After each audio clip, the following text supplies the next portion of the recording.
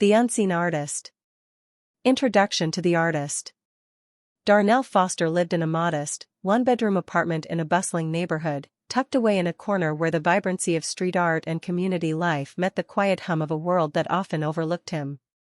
His apartment was a reflection of his journey, humble, cluttered, but full of heart. Canvases leaned against the walls, paint tubes and brushes were scattered across the table, and unfinished works filled the space. Darnell's studio was small, but it was where he could breathe, where he could escape, and where his true self came alive through each stroke of the brush. Darnell's journey into the world of art had not been easy. Growing up in a neighborhood where the odds were stacked against him, he quickly learned that creativity was his means of survival. Raised in an area where violence and poverty loomed large, art became his escape, his safe space, and his voice. His mother, a schoolteacher who worked tirelessly to make ends meet, encouraged him to explore his talents. Though his family struggled financially, they nurtured Darnell's passion for drawing and painting, seeing it as an avenue to a brighter future. However, there was no clear path for someone like Darnell. He didn't have the privilege of attending prestigious art schools or rubbing elbows with influential figures in the art world. He was self-taught, pouring hours into perfecting his craft, experimenting with styles, and learning through trial and error. His work was raw and emotional, deeply personal, and often painted from his lived experiences, reflecting themes of race, identity, and the complexity of the Black experience in America. Darnell's art explored the inner conflict of being a part of a community that was often misunderstood, marginalized, and stereotyped. Despite his dedication and raw talent, Darnell's art largely went unnoticed. He had sold a few pieces here and there, to local collectors and small exhibitions, but his work remained unknown to the broader art world.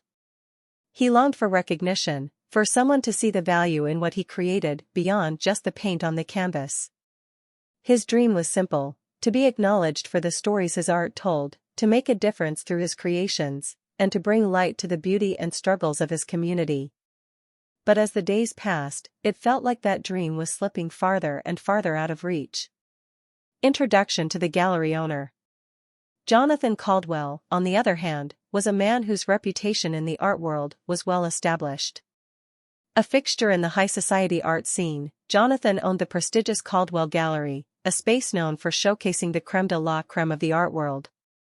The gallery was sleek, polished, and had walls lined with works from some of the most revered artists in history. Jonathan was the gatekeeper of the art world, his taste dictating what was considered worthy of attention and praise. He prided himself on selecting only the most refined, sophisticated pieces for his gallery, works that would appeal to his wealthy clientele, who saw art as a status symbol more than anything else. Jonathan's worldview was one of exclusivity. He believed that art should mirror the opulence of the world in which it was displayed, and that only certain artists, particularly those from established backgrounds and with elite credentials, could fit within that mold. His definition of art was narrow, confined to what was culturally accepted, palatable to the mainstream, and often disconnected from the struggles and stories of everyday people. Artists from marginalized communities, those whose works came from personal, raw experiences rather than well-rehearsed techniques, were often dismissed by Jonathan as unpolished, unworthy of the prestigious space his gallery provided. His bias against unconventional art was well known. Jonathan wasn't just a gallery owner, he was an influencer, a tastemaker who shaped the public's perception of what art was and who could create it. To him, the messy, unrefined works of artists like Darnell were an affront to his carefully curated world.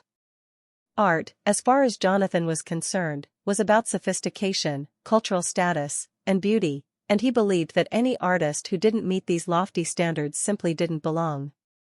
First encounter. Determined to change his fate and eager for the recognition he knew he deserved, Darnell gathered his best pieces and set out for Caldwell Gallery. He had heard of Jonathan Caldwell's reputation as one of the most influential figures in the art world, and despite the odds, he felt a flicker of hope. Maybe, just maybe, this would be the opportunity that would change everything for him. He had been creating art for years, pouring his soul into each piece, and he was ready to show the world what he had to offer. With his portfolio in hand, Darnell made his way to the gallery, walking through its polished, marble-floored entrance with a mix of awe and anticipation. The space was everything he had imagined, bright, pristine, and filled with works of art that seemed to whisper from their frames, each one carrying the weight of centuries of acclaim and success. He walked up to the receptionist, his nerves bubbling just beneath the surface. "I'd like to speak with Mr. Caldwell," he said, trying to keep his voice steady. Moments later, Jonathan Caldwell emerged from behind a large, glossy door. Darnell stood up straighter, trying to keep his composure as he approached the gallery owner. Jonathan extended a hand with a practiced smile. "How can I help you?" "I'm Darnell Foster," Darnell began, trying to sound confident. "I'm an artist, and I'd like to show you some of my work. I believe my art could be a good fit for your gallery." Jonathan glanced at Darnell's portfolio, his sharp eyes scanning over the pieces with an air of detached indifference. He flipped through the pages, eyes narrowing as he scanned the raw, emotional pieces in front of him. There was no mistaking the disdain on his face as he closed the portfolio with a dismissive snap. "This is interesting," Jonathan said, his tone patronizing. "But it's a bit too raw, don't you think? There's no sophistication here, no refinement. This isn't quite what my gallery represents. We prefer art that is, well, more polished. More finished."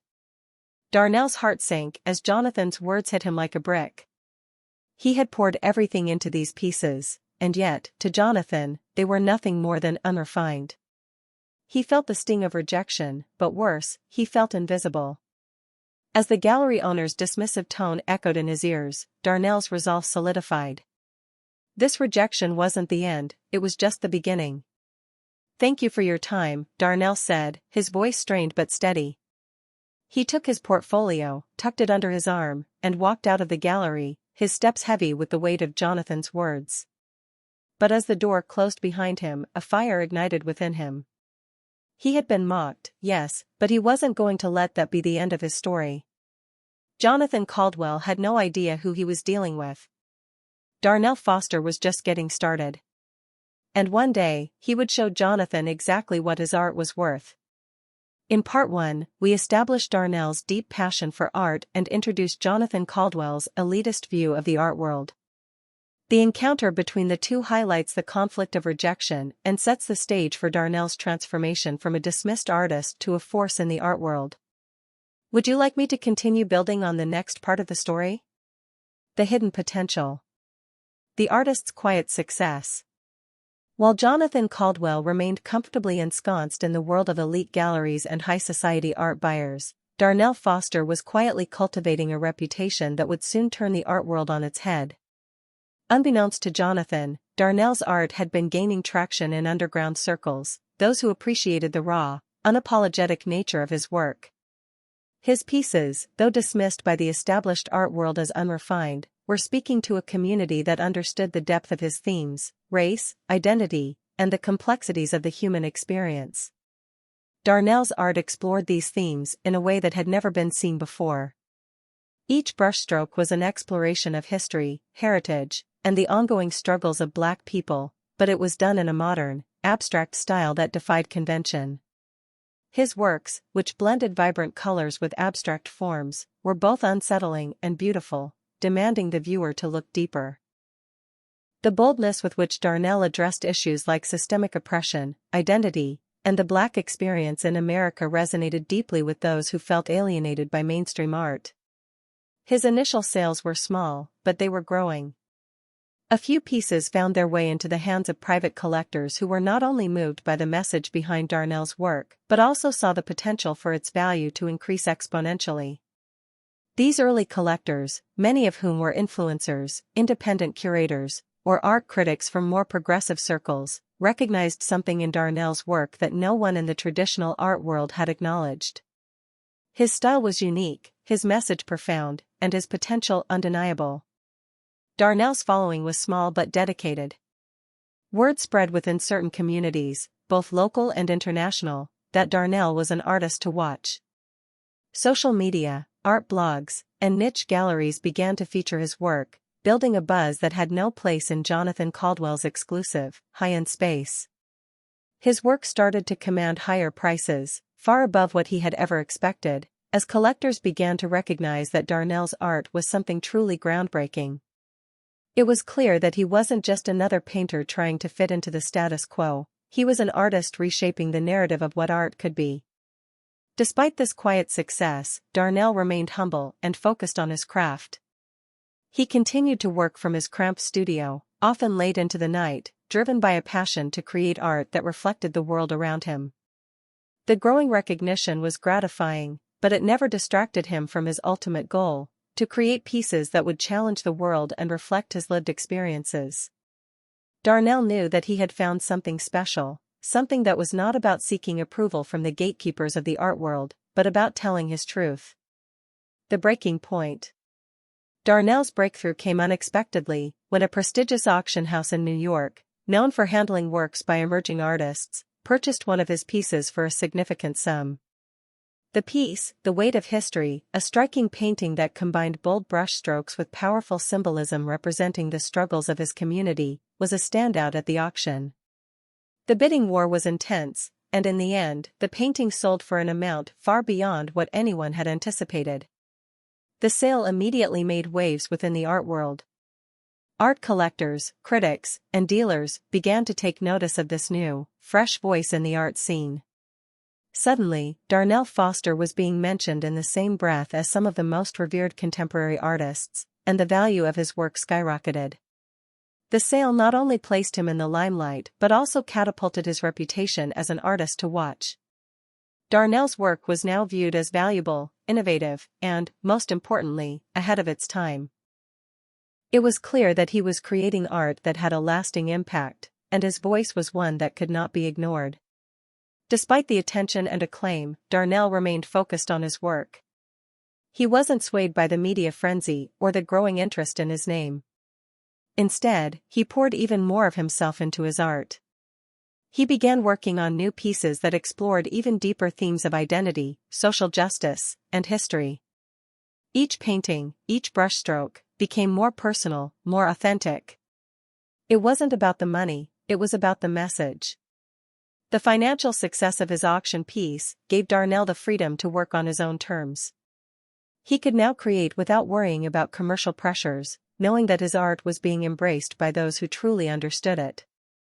But for Darnell, the true victory wasn't the price tags attached to his paintings, it was the impact his art was having on the world around him. Gallery owner's dismissal continues. Meanwhile, Jonathan Caldwell remained oblivious to the growing demand for Darnell's work. From his comfortable, privileged perch in the art world, Jonathan could not fathom why a work like The Weight of History would generate such excitement. To him, it was just another overhyped piece by a new artist whose work didn't conform to his traditional standards. The buzz surrounding Darnell only served to further fuel Jonathan's dismissive attitude. After all, he had rejected Darnell's portfolio months ago, and now, as far as he was concerned, Darnell's rise was nothing more than a passing trend. In private, Jonathan mocked Darnell's success. He scoffed at the idea that an artist like him could ever sustain such hype. "It's just a fad," Jonathan said during a conversation with a fellow gallery owner.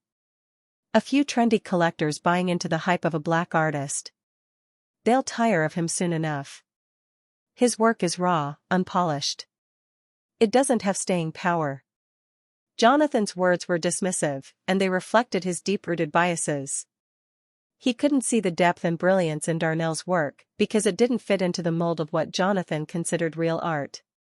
He believed that only artists who conformed to traditional norms of aesthetics and technique were worthy of being represented in his gallery.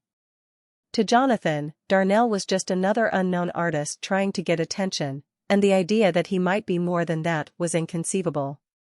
Little did Jonathan know, Darnell had overheard some of these conversations. The gallery owner's words stung, but they also served as a reminder of why he had to keep pushing forward. Darnell knew that his art was not for Jonathan or the elite circles of the art world.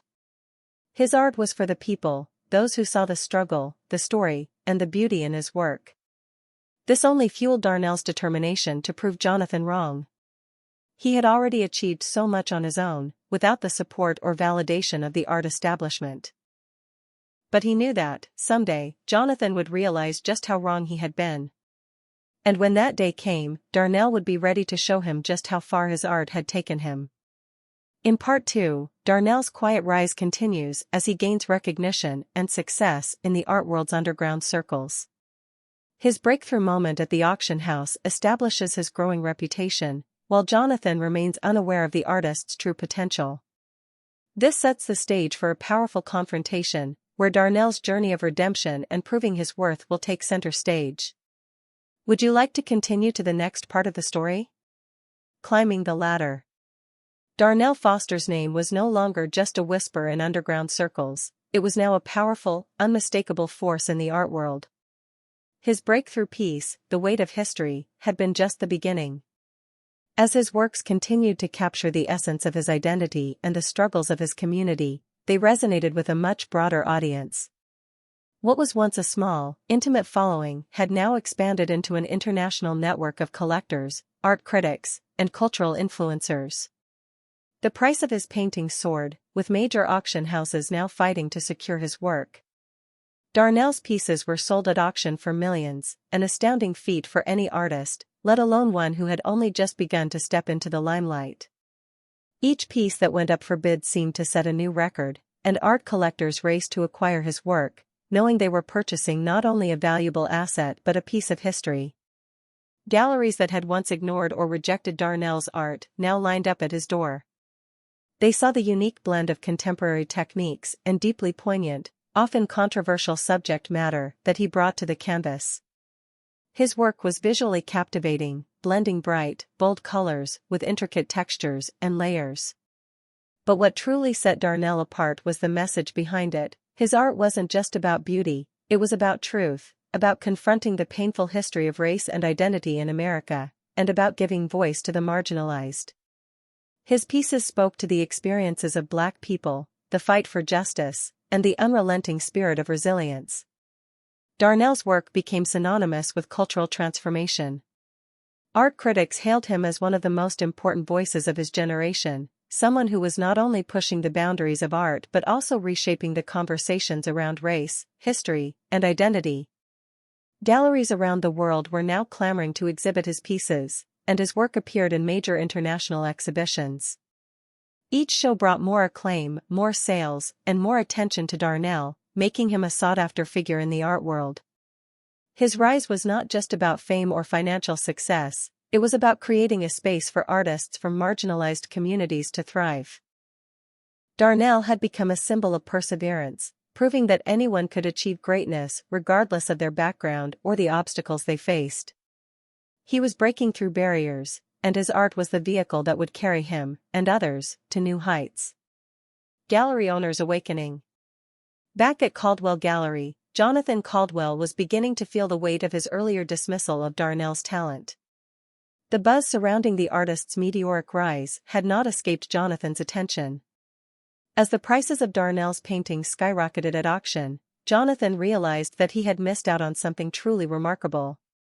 His decision to reject Darnell's portfolio seemed more and more like a grave error in judgment. At first, Jonathan tried to downplay the significance of Darnell's success. He dismissed the growing interest in the artist's work as a fleeting trend, something that would fade as quickly as it had arrived. But the truth was undeniable.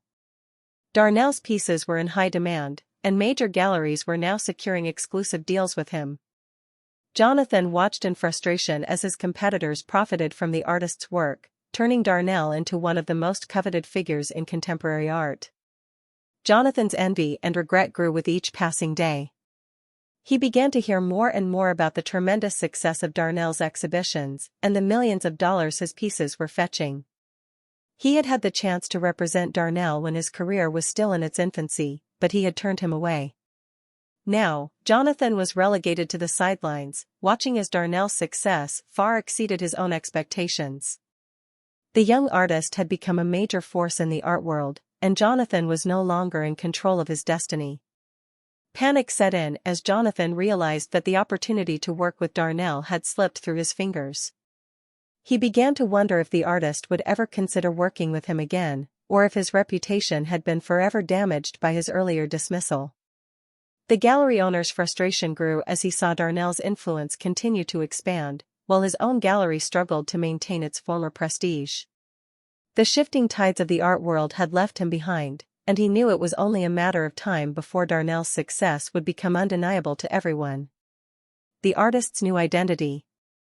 Darnell, now a well-established name in the art world, had more than just financial success at his fingertips. He had the power to shape the direction of his own career. Gone were the days when he had to rely on others to validate his work. Darnell had gained enough recognition and respect that he no longer needed to fit into the traditional structures of the art world. He was now in control of his own destiny.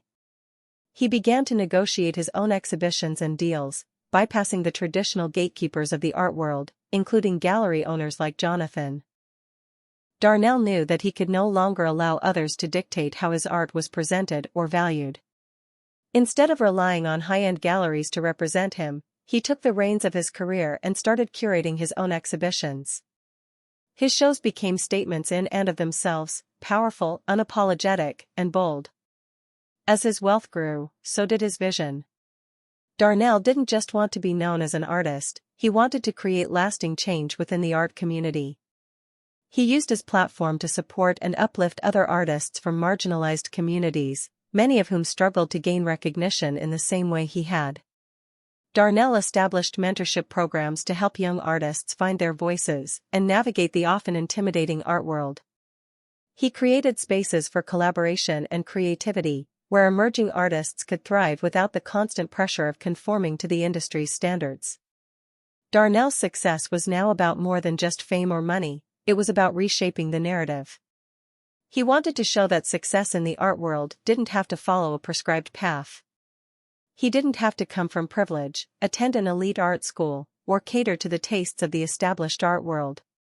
Darnell proved that anyone, regardless of their background, could succeed if given the chance. His rise was symbolic of a larger shift in the art world. The traditional power structures, which had long kept marginalized voices on the periphery, were being dismantled. And Darnell, once rejected by the very gatekeepers of the industry, was now standing at the forefront of that transformation. The world had underestimated Darnell Foster. But now, the world was watching as he proved them all wrong. In Part 3, Darnell's rise to fame becomes a powerful testament to his talent, perseverance, and the transformative power of art. As he begins to take control of his career, he reshapes not only his own future but also the landscape of the art world. Jonathan's realization of his mistake and Darnell's refusal to conform set the stage for an even bigger clash, as the artist becomes a symbol of change and empowerment. Would you like to move on to the next part of the story? Revenge and redemption. The artist's strategy. Now firmly entrenched in the art world and financially independent, Darnell Foster had gained far more than just fame and wealth. He had earned influence, the kind of power that allowed him to reshape not just his career but also the entire art industry. With his reputation as an artist who defied the norms and brought new voices to the forefront, Darnell had become a force that couldn't be ignored. Yet, as he stood at the peak of his success, there was one more thing Darnell knew he had to do. Jonathan Caldwell's gallery had rejected him, dismissed his talent, and belittled the very identity that Darnell's art so proudly represented. To Darnell, taking control of Caldwell Gallery was not only a strategic move, it was poetic justice. He knew that by owning the gallery, he could transform it into something truly revolutionary, a space where artists from marginalized communities could thrive, and a place where inclusivity and diverse voices were celebrated. Using his newfound wealth and network of collectors and investors, Darnell began to quietly buy shares in Caldwell Gallery. He knew it would be a slow, methodical process, one that would not attract attention too quickly, but he was patient. His network of wealthy buyers, art lovers, and influential people in the industry, many of whom had supported his work, were eager to back him in this venture. As Darnell's stake in the gallery grew, he took care to restructure its approach. No longer would it be a bastion of exclusivity, showcasing only artists who fit a traditional mold. Instead, Darnell ensured that the gallery began to embrace a more inclusive and diverse approach.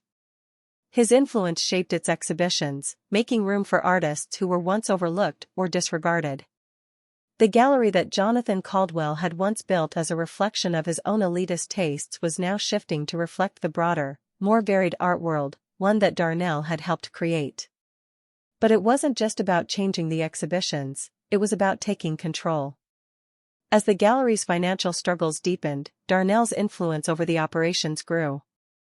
The market was changing, and the gallery's inability to adapt only added to its decline. Darnell, meanwhile, was thriving. His influence in the art world was now undeniable, and every step he took in building his career only increased his control over Caldwell Gallery. Darnell was on the verge of having a majority stake in the gallery, and he knew that once he did, the future of the art space would no longer be in Jonathan's hands. The game was about to change, and Darnell was the one in control. The gallery owner's downfall. Meanwhile, Jonathan Caldwell's world was unraveling. The art world had shifted, and his gallery was no longer the powerhouse it once had been. The younger, more dynamic artists and galleries were beginning to take center stage. Artists like Darnell, who pushed boundaries and embraced diversity, were now in demand, while Jonathan's preference for traditional, safe art was no longer enough to keep his gallery relevant. Jonathan's refusal to adapt to the changing tastes of the art world had put him at a disadvantage. He was unable to recognize emerging talent or understand the cultural shifts that were happening within the industry. The rising popularity of new voices, many of them challenging the status quo, left Caldwell Gallery behind. Where Jonathan had once prided himself on being a tastemaker, he now found himself struggling to stay afloat, unable to capture the attention of the next generation of art collectors or patrons. Meanwhile, Darnell continued to soar.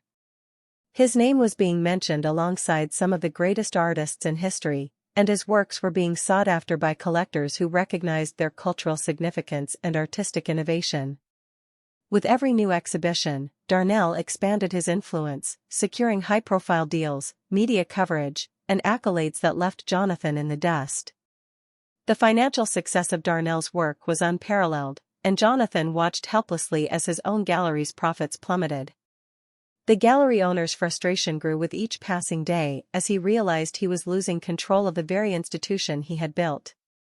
The world was changing, and Jonathan had failed to change with it. His refusal to embrace artists like Darnell had cost him everything.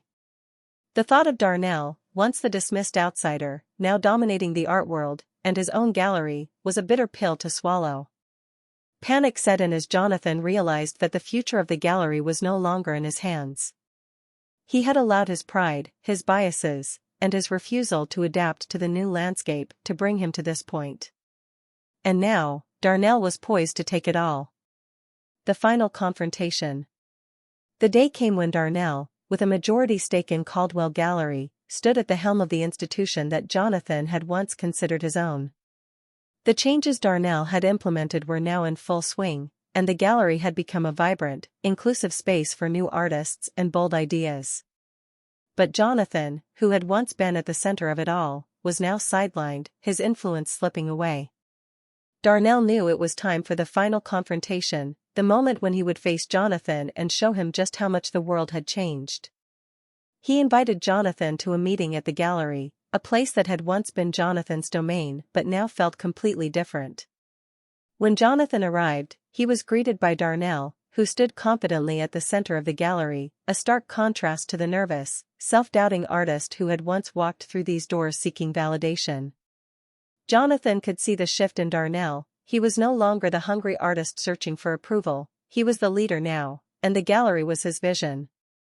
"I know you've been wondering why I've called this meeting," Darnell began, his voice calm but firm. "Well, Jonathan, it's because I'm the one in charge now. I'm the one who owns this gallery." Jonathan's face paled. He had seen the signs, but hearing it from Darnell's mouth was a blow he hadn't been prepared for. "What are you talking about?" Jonathan stammered, his usual air of confidence gone. "I built this gallery. This is my place. You can't just take it from me." Darnell shook his head. "I didn't take it from you, Jonathan. You gave it away when you refused to see the value in what I was doing. You mocked me, dismissed me, and now look where we are. I'm in control, and I'm going to reshape this gallery into something that reflects the true diversity of the art world." Jonathan's face turned red with anger, but he could not deny the truth of Darnell's words.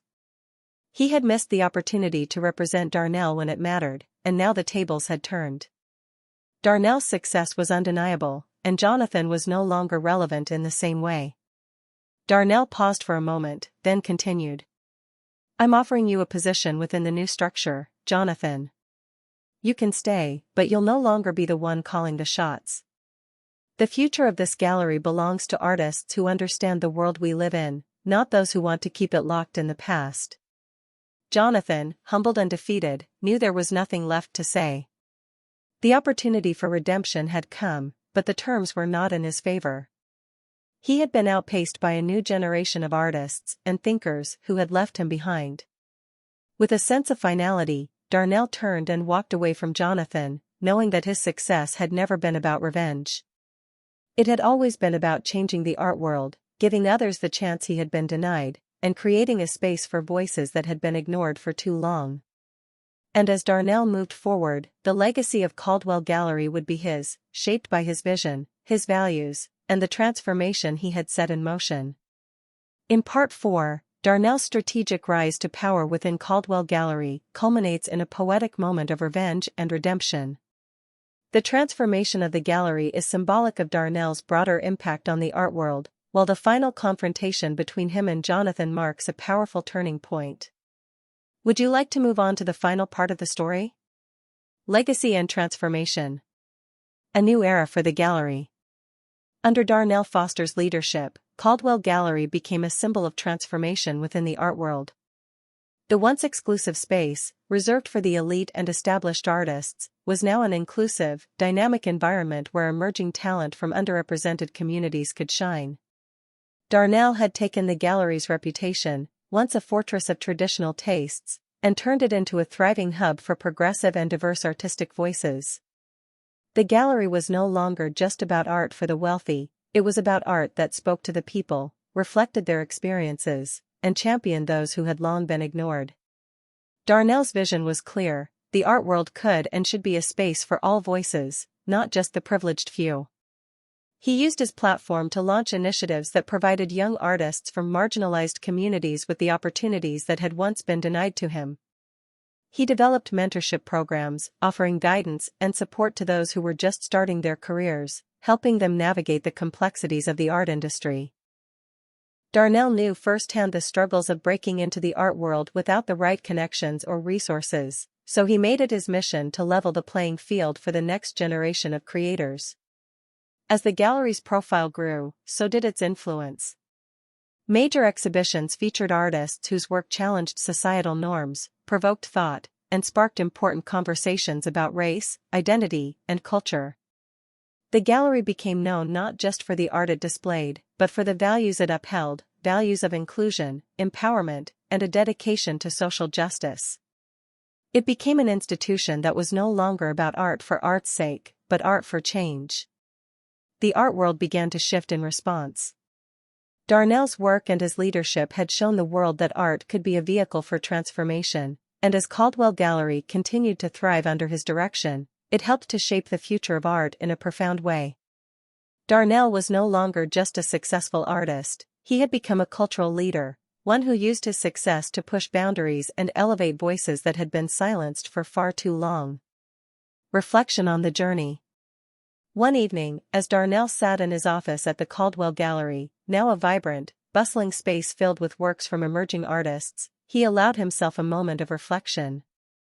The gallery walls were lined with pieces that told stories of struggle, triumph, and resilience. His own art was still a part of the collection, but now it was interspersed with works from artists who had come after him, who were inspired by the path he had carved.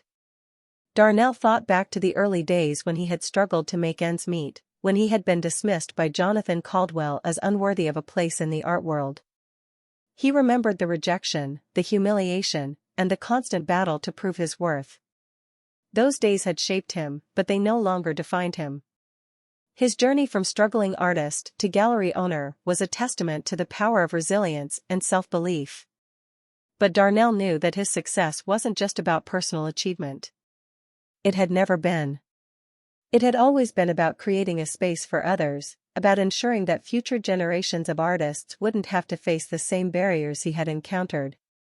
His journey had been difficult, but it had allowed him to build something lasting, something that would outlive him and continue to impact the art world long after his own time. Darnell understood now that his work had never been just about creating beautiful paintings. It had always been about creating change, about challenging the status quo, and about shifting the narrative in the art world. He had fought not just for his own place at the table, but for the opportunity for others to sit there with him. And in doing so, he had helped to redefine what art could be and who could create it. Darnell's lasting impact. Darnell Foster's legacy was not defined by the millions of dollars his paintings fetched or the accolades he received. It was defined by the doors he opened for others, the spaces he created for new voices, and the impact he had on the art world as a whole. His journey had proven that success was not reserved for those with privilege, connections, or access to elite art circles. Success, he showed, was for those who dared to believe in themselves, who fought for their vision, and who refused to be silenced. The artists who had once been overlooked now had a platform to showcase their work. The gallery Darnell had transformed was a beacon of opportunity for the next generation of creatives. And as his mentorship programs flourished, countless young artists were now following in his footsteps, not only creating art but shaping the future of the industry. Darnell's story had become a roadmap for those who had been told they didn't belong, showing them that the art world could be a place of inclusion, of cultural dialogue, and of creative freedom. Darnell's impact extended far beyond the walls of the Caldwell Gallery. His influence reached into every corner of the art world, from the way artists negotiated their value to the way galleries showcased work. The changes he had made, both in the industry and in the hearts and minds of those who saw his work, were lasting. The art world had been irrevocably transformed by his presence, by his fight, and by his vision. He had proven that the art world, like society itself, could be reshaped when people challenged the status quo and fought for what they believed in. And as Darnell looked around the gallery, watching a new generation of artists showcase their work, he knew that the world he had helped build was more than just a reflection of his success. It was a testament to the power of art to change lives, to challenge systems, and to tell stories that had long been left untold. Darnell Foster's legacy would live on, not in the art he had created, but in the world he had helped to transform.